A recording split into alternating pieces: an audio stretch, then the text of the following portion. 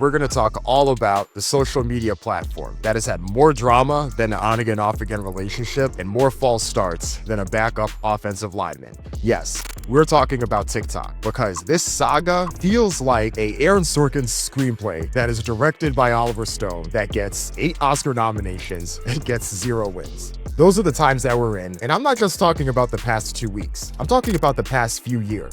Let's go back to 2019. The United States initiated a national security review into ByteDance's acquisition of Musical.ly. That same year, Mark Zuckerberg, CEO of Meta, had met with then President Trump to discuss some of his concerns over ByteDance, TikTok, and its influence on the American citizens, specifically from the Chinese government. Then in 2020, the election year, things started to heat up. Donald Trump had signed an executive order that called for either a ban from its U.S. operations or a sale to a United States entity specifically for those U.S. operations. Those talks and efforts fizzled out, and then in 2021, when the Biden administration came into power, Biden revoked that executive order. But then again, in 2024, an election year, Donald Trump started to change his tune a bit. Could it be because one of his new backers, Jeffrey Yass, and his company owns a 15% stake in ByteDance? Could it be because Donald Trump had a long-standing issue with Meta and saw that as the company that potentially could gain the most from a TikTok ban? Meanwhile, the Biden administration had signed another executive order, this one very similar to the one that Trump had signed in 2020, which called for, again, either the ban or sale of TikTok. But this time, as things got closer to election day, things did not fizzle out, and it got very close to that January 19th deadline, which was the date that an action had to be taken. The app did shut down temporarily for a few hours. Anyone that opened the app immediately saw it. It noticed that thanked President Trump and others for their efforts to keep the app alive. TikTok was brought back to life, and even though it's no longer on the App Store, it is still operating as is as of this recording. In the meantime, though, since the inauguration, there have been several rumors about the potential new owners that could be interested, like Larry Ellison, Elon Musk,